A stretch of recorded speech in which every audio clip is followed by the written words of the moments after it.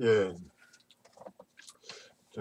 정치에서 좌우 이제 그런 정파들이 국민의 인기를 더 얻어서 집권하려면은 흔히들 좌파 혹은 우파의 어떤 극단에 치우치지 말고 중간층을 이제 포섭해야 그래야 집권을 할 수 있다고 합니다. 이 말은 그러니까 원칙적으로 옳은 말입니다. 그러니까 우리 사회의 발전 수준을 제대로 평가해 가지고 그에 딱 가장 알맞는 너무 앞서 나가지도 너무 어, 보수적이지도 않은 그런 정책을 적용해서 국민을 편안하게 하는 그것이 가장 이상적입니다.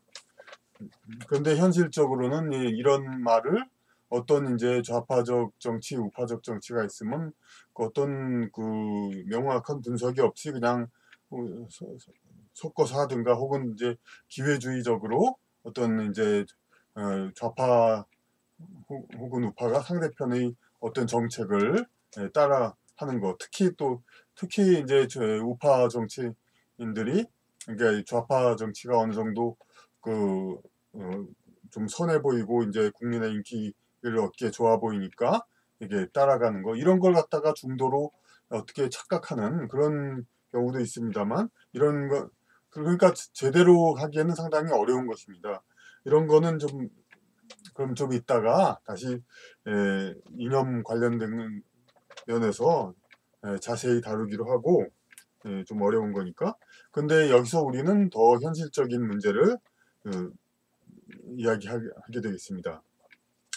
뭐냐면은 이제 세계 각 나라마다 거의 다 이제 좌파 정파, 우파 정파가 있지만은 이 사람들이 그럼 현실적인 어떤 그 우리 사회의 현실, 우리 국가의 현실에서 얼마나 더 앞서 나가냐, 얼마나 혹은 이제 신중히 보느냐 이런 그런 어떤 순수한 이념적인 차이에서 나오는 게 아니라 이런 사람들의 차이는 어디서 나오느냐면은 각 어느 국가에 있어서도 어느 국가든지 그냥 완전히 동질적인 집단이 한 국가를 어,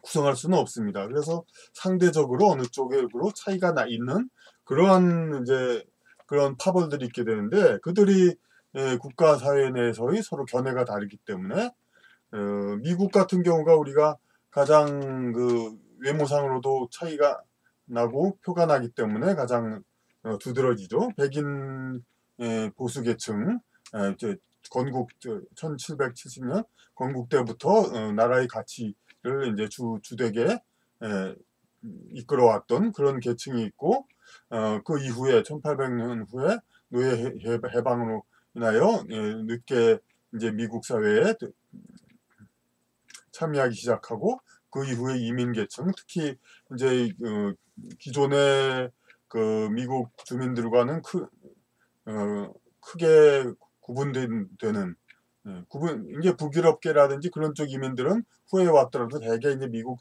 주류 사회에 어, 동화된 경우가 많지만은 멕시코계라든지 기타 다른 이슬람권 이민들 그런 사람들이 이제 미국의 어떤 기존 체계를 해서 자기들이 살아가기가 유리하지 않으니까 좀 이제 바꿔나가는 그러면서도 이제 그 바꿔나가는 명분이 세상을 이제 바꿔줘야 한다 그런 걸로다가 그런 구실을 세워가지고 그런 좌파적인 진보적인 정책을 내세우게 되죠. 그렇게 함으로써 그 실질적으로는 이제 그 나라의 기존 세력과 이제 그 나라의 신진 세력 그런 사람들이 서로 자기들의 이해관계의 차이 때문에 이렇게 대립하는 건데 이런 것을 가지고 이제 보수 진보 이념의 차이로 그러니까 어떤 이기주의를 집단 이기주의를 감추고 있는 것이죠. 이제 그런 것이 현실입니다. 그러면은 이런 나란히 좌파 정파나 우파 정파가 그럼 순수한 그럼 좌우 이념을 추구하는 것이 아니라 그런 자기네의 집단이라면은 집단의 이익을 옹호하는 거라면은 그 극단적인 그러니까 자기네 집단만의 이익에 따른 그런 정책 그런 것을 극복하고 상대의 집단의 이익에도 크게 해가 되지 않으면서 이 양쪽 사이에 어정쩡한 사람들까지의 이익도 다 포괄하는 그러한 정책을 펴야 그 집권하기에 유리하고 더 그러니까 지지를 많이 받게 되는 거 이런 것을 우리가 볼 수가 있죠. 그러니까 실질적으로는 이게 그러니까 그 중요한 겁니다. 그러니까 그냥 어정쩡한 좌우 그거를 이제 표면적으로 취하고 있는 거 이런 거가 방도가 아니라 비록 자기네의 어떤 출신이라든지 근반 세력 기반 이런 쪽과는 좀 먼 곳까지도 그쪽 이익도 포괄할 수 있는 그런 정책을 내세워야 되는 겁니다. 우크라이나의 경우는 친유럽파하고 친러시아파가 대립을 하고 있습니다. 그런데 이때 친유럽파가 집권하면서도 친러시아파도 혹은 어정쩡한 중간 사이에 있는 사람도 크게 불만을 가지지 않을 정책을 내세운다면 이 친유럽파는 집권을 하기에 가능성이 많고 지지를 많이 받을 수 있죠. 마찬가지로 친러시아파가 친유럽파도 크게 불이익을 안 당하고 그리고 중간에 어정쩡한 사람도 다 이득을 얻을 수 있는 그런 정책을 취한다면 집권할 수가 있죠. 대만의 경우는 그러니까 대륙의 친중파가 더 보수적이죠. 국민당 그리고 그 민주진보당, 민진당, 대만 원주민과 그런 사람들이 주축이 된 이런 쪽은 이제 오히려 친미를 좀 더 분명히 하죠. 이제 물론 대만의 친중파 국민당도 친미의 근반을 두고 있지만은 이제 그 대만의 민진당은 완전히 뭐 대만의 어떤 통치 그 기반은 미국에 의하여 되어야 한다 그런 얘기도 하고 있죠. 그렇다면 이제 한국은 어떠냐? 한국도 그러니까 지금 얘기하는 뭐 어떤 색깔론이니 뭐 좌우파 이건 다 거짓말이고 진짜로 보면은 이제 출신과 그런 쪽에서 친대륙파와 친해양파 이렇게 좀 나눠진다고 보겠습니다. 그 원시 시대부터 있었던 그런 이제 한반도 그 집단은 소수이고 대개는 이제 그 신라 고려 때부터 있었던 그런 이제 한반도 남쪽의 주류 세력과 그리고 조선시대 이후에 그 북방 이주 이런 쪽을 해가지고 그렇게 해서 온 이제 대륙에 가까운 그런 세력들 이런 쪽이 이제 있다가 그 대한민국 건국과 이제 그 근세에는 그리고 또 일제 지배 그때는 아무래도 그러니까 대륙 쪽보다는 친해양 쪽 그러니까 그 중국의 소수민족으로 밀접하게 산다기보다는 중국과는 비교적 독립해서 그러니까 일본과 혹은 이제 근대에 들어와서 미국과 이제 교류를 많이 했던 그런 부류가 있고 이제 그 반대쪽으로 대륙에 이제 친한 부류들이 있죠. 근데 이런 쪽이 이제 물론 양극단을 치면은 굉장히 그러니까 뭐 다수가 아니겠습니다만은 이런 쪽에서 그 중간에 그러니까 좀 굳이 어느 쪽에 크게 치우치지 않은 쪽까지도 포괄하고 그런 정책을 취한다면 이런 집단은 그 집권을 하기에 유리하고 그리고 지지를 받을 수 있는 것입니다. 그러니까 그 지금의 어떤 주류 정당 양대 정당은 뭐 이렇게 크게 이 양쪽 세력을 어느 한쪽에 치우친 세력이다 그렇게까지는 보고 싶지 않습니다. 그러니까 아주 그냥 무슨 군소 정당 이런 쪽이라든지 제야 세력 이런 쪽은 좀 그렇게 보일지 몰라도 하지만 우리가 알기 쉽게 이제 두 파벌로 이렇게 나눴을 때 이제 그 현재도 그렇게 얘기가 되고 있죠. 상대적으로 일본과 좀 가까이 지내야 하는 그래 왔던 그러한 세력이 있고 상대적으로 북방 특히 이제 과의 어떤 인연을 끊지 못하고 북쪽과도 이제 화해를 하고 같이 가깝게 지내야 할 그래야 할 세력들이 있고 근데 이 어느 쪽 세력이든지 이제 자기가 친할 쪽 세력하고 가까이 지내는 거는 그런 거는 이제 좋은데 상대방 세력을 그렇게 자꾸 배척하고 그렇게 식으로 하다가는 결국은 그 극단으로 돼가지고 국민 중간 다수의 지지를 받을 수가 없는 겁니다. 그러니까 지금은 우리 국민 이제 그 국가 세계적으로도 이제 이렇게 대립적인 그런 시기는 상당히 지났음에도 불구하고 근데 아직도 이제 30년 아니죠 50년 70년 전의 그 대립적인 상황에 자기 정체성을 의지하려는 그런 사람들 그러니까 그 북한과의 어떤 그 이제는 북한 쪽에서도 더 이상 그 전쟁으로 의한 통일 그런 것은 원하지 않고 그 체제 안전 보장을 원한다. 이렇게 해서 이제 미국을 통해서도 거의 그렇게 입증을 하려고 하는 상황에서 자꾸 북한 체제를 붕괴시켜야 한다. 그런 걸로 하다가 풍선을 날리고 이제 북한의 과의 불화를 자꾸 조장하는 사람들 그렇게 해서 어떻게 승공통일, 멸공통일을 해서 그래야 된다는 그런 사람들이 있습니다. 그리고 또 이제 뭐 일제시대의 지배에 70년이 지나고 이제 그때 그 시대에 살았던 그 원한을 품었던 일본 사람이 한국 사람으로 환생할 수도 있고 그 반대일 수도 있고 지금 살아있는 일본 사람들한테 뭐 과거의 70년 전의 그 원한을 뭐 요구하고 그런다는 거는 영성적으로 봐도 불합리한 건데 아직까지도 뭐 소녀상을 세우고 강제징용자상을 세운다 해서 일본과의 대립을 계속 상기시키려고 애를 쓰고 어떻게 해서라도 우리나라가 일본과 척을 지고 이제 북한 이제 중국 그런 쪽에만 가까이 지내게 하려는 그러한 세력이 있습니다. 이러한 양극단 세력은 이제 그 국민 다수의 지지를 받지가 수가 없습니다. 특히 더욱더 안타까운 것은 어느 한 극단 세력이면서도 어느 한쪽 그 구체적으로 해양 세력이면서도 해양 세력 자체의 어떤 기반을 그쪽하고 다 이제 자주 교류하고 국민하고 이제 원만하게 이제 친하게 지낼 수 있는 그런 여건을 만들어야 함에도 불구하고 그렇지 않은 그런 경우가 있습니다. 이명박근혜 지난 보수 정권 몰락 이런 것은 제가 보기에는 이것은 일본을 경시한 이런 결과가 상당 부분 그 이유를 차지했다고 봅니다. 지도자는 어느 나라든지 물론 이제 어느 시대든지 민족 자주를 강조합니다. 하지만 이제 함께 사는 세계에서 주변국 세력과의 관계는 국내 세력을 확보하고 지지 세력을 확보하고 그것을 유지하는 데 영향을 줍니다.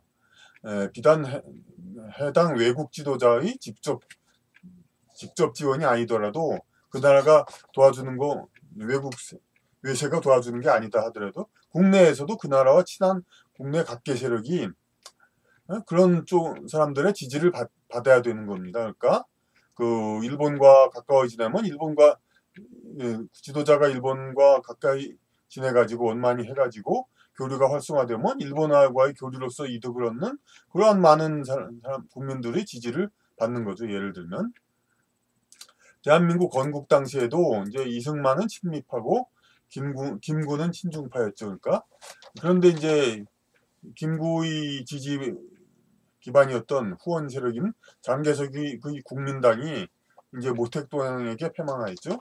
그래서 이제 국외 지지 세력을 김구가 잃어서 그래 때문에 김구는 우리 근대 정치에서 소외되는 것이죠. 그러니까 물론 이제 현실적으로는 암살 사건과 그런 여러 가지 음모론이 있습니다만은 기본적으로 그 세력 자체가 이제 무너진 것입니다. 그런데 이제 근래까지 보수 기득권 세력은 좌파의 이제 반일몰이, 그러니까 좌극단적인 사람들이죠. 그런 어떤 소녀상 그런 거 세우고면서 계속 시위를 하는 사람들, 그런 사람들의 반일몰이를 전해들의 통미 기득권, 미국과 교류하는 그 기득권 유지하기 위해서 동조하고 그래왔습니다. 왜냐하면 국민이 일본과 교류를 못하면은 안 하면은 그만큼 미국밖에는 교류를 할 수 없게 되고 미국은 어떻게 뭐 위에서 보내주고 연수를 보내주고 그래야 교류를 하지 일반 사람들이 무슨 미국에 자주 여행을 가고 그럴 수가 있습니까? 그러니까 그 특권층 상류층의 어떤 상류층의 어떤 지위는 더 공고해지죠. 이제 국민이 오로지 미국만을 교류하게 되면은. 근데 이것을 이제 국민이 직접 뽑은 지도자도 예외가 되지 못하는 것이죠. 이명박 대통령이 전 대통령은 임기 말에 이제 민주당 정권도 하지도 않았던 독도 방문을 실시해서 이제 일본과 이제 외교 마찰을 일으키고, 그러면서 또 하는 말이 일본의 영향력은 예전처럼 별거 뭐 아니니까 이제 일본을 뭐 우리가 우습게 봐도 된다, 뭐 무시해도 된다 이거죠. 뭐 아랍하고 교류하고 그러면 된다. 이게 얼마나 아니란 사고 방식입니까? 게다가 또 그걸 그대로 이어가지고 박근혜 전 대통령은 초기에 이제 민주당 정권 또 10여 년 동안 뭐 그렇게 손대지 않았던 위안부 문제를 세계적으로 부각시키고 막 그냥 그 뚜렷한 증거 없이 이렇게 세계적으로 그냥 강제 착취가 있었다 이렇게 막 얘기하고, 아니 그렇게 했다고 해서 그럼 그 소녀상 세우고 그랬던 세력들, 이제 극좌 세력이라고 부르는 사람들, 그 사람들이 박근혜 대통령을 지지하고 또 받들어 줬습니까? 하나도 안 그러지 않았습니까? 그런데도 이렇게 얼마나 참 어리석은 태도입니까? 그 세계적으로 부각시키고, 특히 또 꼴불견은 오바마 대통령을 중심으로 아베와 이제 양쪽에 있으면서 아베 전은 이제 얼굴도 보지 않겠다 이렇게 탁 틀어지고, 이건 무슨 마치 여자가 남자 그냥 뭐 삐져가지고 틀어지는 거 격이나 똑같고, 이게 얼마나 창피한 일입니까? 이런 상황을 해가지고 세계적으로 위안부 문제를 아주 크게 키워놔가지고 국내에 이제 극좌 세력, 일본과 척을 지르는 세력을 명분을 아주 키운 다음에, 그 다음에 위안부 합의라는 것을 했지만은, 이것은 이제 키워놓은 문제, 이제 문제는 키워놓고 이제 그것을 다시 위안부 합의는 제대로 안 된 거다고 트집거리만 남겨둔 거죠. 마찬가지로 그 전에 보수 정권으로 이제 분류되는 김영삼 전 대통령도 뭐 일본에 버르장머리를 고쳐놓겠다 하고 그런 말을 한 뒤로 이제 일본인하고 틀어져 가지고 결국은 이제 국제통화기금 관리 체제 IMF 체제로 결국은 들어가게 된 것이죠. 이런 식으로 이렇게 대안적으로 가져야 할 지원 배경 세력인 일본을 경시하는 보수 정권은 당장에는 좌파의 친일파 후예 시비를 모면하고 애국 코스프레로 만족감을 얻을 수는 있지만, 종래 마지막은 지지 세력의 기반으로 예외 없이 몰락하고 말았던 것입니다. 앞으로 이제 정말 보수 정권이 다시 올지 안 올지 모르겠지만, 만약에 다시 온다면 진짜 적어도 이런 일은 없어야 될 것입니다. 그러니까 대안적으로 가져야 할 지원 배경 세력이란 건 뭐냐면은, 상대적 진보 정파 세력은 그쪽은 이제 북한에서 적어도 도발이라든지 여러 가지 그 정권 방해 그런 거는 상대적으로 덜합니다. 그리고 또 그 중국에서도 상대적으로 그러니까 좀 호의적으로 생각하고, 그래서 지금은 중국하고 이제 교류를 많이 하는 국민들도 많이 있으니까 그 사람들의 지지를 받을 수가 있습니다. 뭐 개성공단 그런 사람들은 말할 것도 없고. 근데 일본과의 교류로 많이 이렇게 생활을 하고 이득을 얻고 이제 이렇게 자기 앞길을 개척하는 그럴 잠재력을 가진 사람들도 많은데, 이렇게 일본과의 그 세력은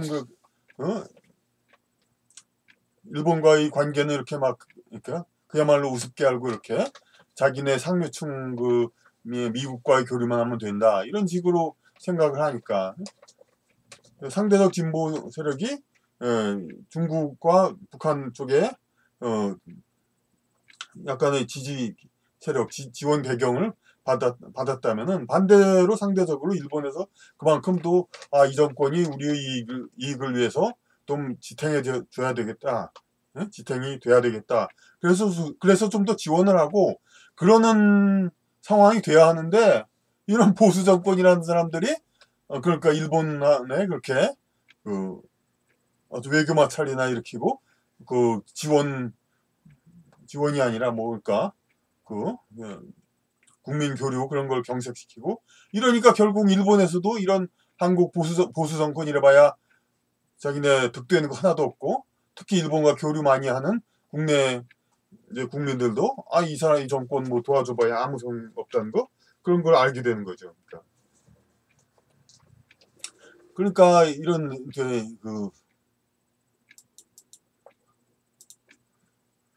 근데 오히려 진짜 지금 칭찬해야 될 건 이제 적어도 지금 집권 민주당은 이제 뭐 정당 면에서는 좀 아직도 그런 뭐 식을 하고 있습니다. 무슨 뭐 추미애 씨라든가 뭐 이런 식으로 뭐 소녀상 어쩌고 저쩌고 뭐 그렇게 얘기를 하고 있습니다만 그래도 정부에서는 일본과의 교류는 이제 앞으로 증진돼야 한다 그렇게 그런 원칙을 분명히 못 박으니까 일본과 교류하고 그리고 그런 사람들한테 불이익은 없도록 하도록 하고 있습니다. 그러니까 오히려 그런 중도 그런 사람들 심지어 그 보수 쪽에 영남 부산 같이 이제 일본하고 교류 많이 하는 곳 그리고 꼭 부산이 아니더라도 일본과의 교류가 많고 그런 문화를 좋아하는 사람들 그런 사람들을 충분히 지지도 얻을 수가 있는 겁니다. 그러니까 그런 상대적 진보 정권이라는 정권이 이제 지지를 얻을 수가 있는 것이죠. 그러니까 자기네가 설사 뿌리가 어느 쪽의 그걸 타고 났다 하더라도 그 상대방의 그 이익 세력도 다 포괄하는 그렇게 하는 그런 것이 진정한 중도이고 그렇게 해야 집권을 하고 지지를 받는 겁니다. 참고로 이제 제가 이렇게 일본과 이렇게 지지를 일본과의 교류를 활성화하고 잘 지내야 한다 이런 얘기를 자꾸 강조합니다만 저는 개인적으로 이제 2000년대에 중국을 진출하려고 10여 수차례 이제 일주일 정도씩이지만 왔다 갔고 그렇지만은 일본은 한 번도 안 가봤습니다. 그리고 또 일본은 그렇게 또 가고 싶지도 않습니다. 그럼에도 불구하고 이런 정책 면에서는 진짜 국민 권익을 위해서 분명히 일본과의 교류는 이제 자유스럽고 아무리 허용해도 지나치지 않다 이겁니다.